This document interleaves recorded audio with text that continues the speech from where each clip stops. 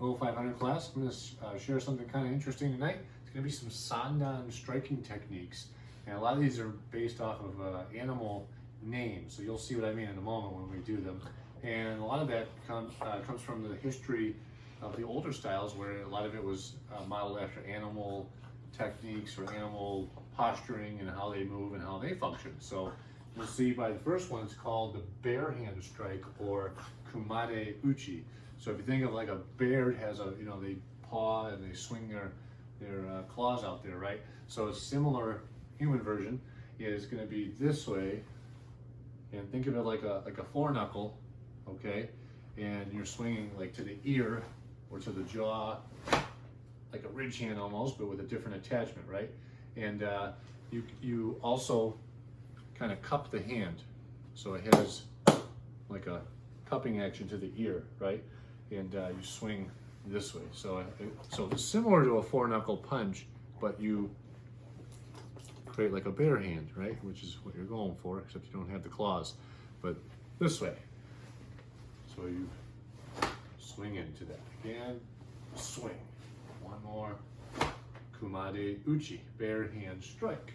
So try that one for a while. The next one is called the ox jaw hand strike, or seiruto uke, ox jaw.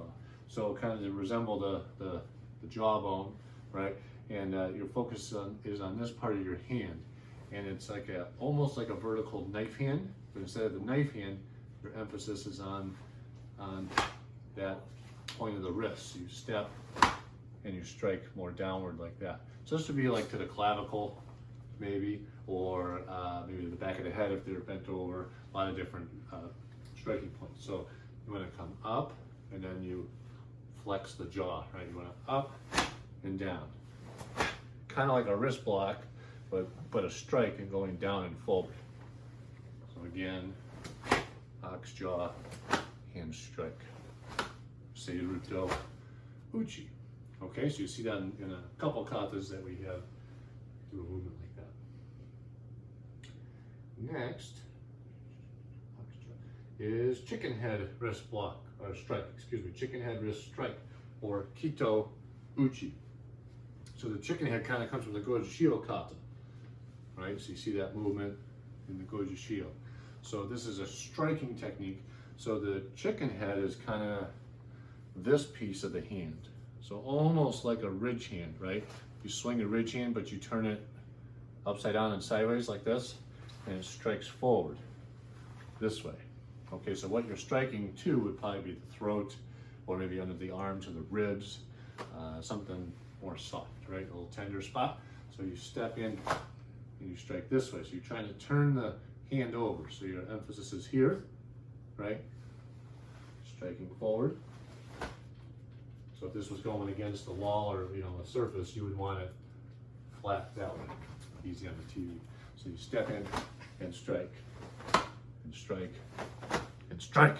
Okay? So chicken head, wrist, strike. Interesting one. So far we've had the bare hand, right? We've had the ox jaw. We've had the chicken head strike. Now we have one more. Washie uchi is eagle hand. Okay, so if you think of an eagle, we happened to see one the other day. It was a hawk, I think, actually. But what's the difference between a hawk and an eagle? I'll have to look that up. But anyway, eagle's probably bigger. But we were walking the dogs, and all of a sudden, a hawk came off one of the houses, and it was a big guy. He had a big wingspan, and I grabbed the dogs because I didn't want the hawk to come down and grab a dog by accident. So he was circling us for a little while, kind of interesting. But anyway, if you think of an eagle or a hawk coming down, when they grab something, what do? They open their talons and they close, and then they would pick up their prey. So this is a similar movement. It's going to come up and this way. Okay, so kind of an interesting strike. Washide uchi. You see this in the Goju-shio katas again, down up, right?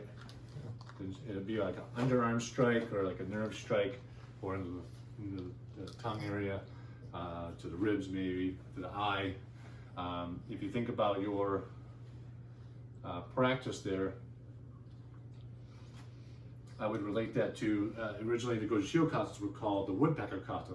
And if you think about right, what does a woodpecker do, right? It's got to do that a lot. So a lot of these types of movements, spear hands, some weird hand posturing, you see a lot of jabbing type movements, right? So one more time, that washide uchi is kind of a fun one to practice. It goes like a snapping action that way. And you're trying to hit with the tips of the fingers. So like a spear hand, but that, you know, if you think about hitting something with a spear hand, that's going to be kind of weak. But if you take your fingertips and you put them together, and you strike with that, it actually gives you a little more rigidity because the thumb helps a little more, right?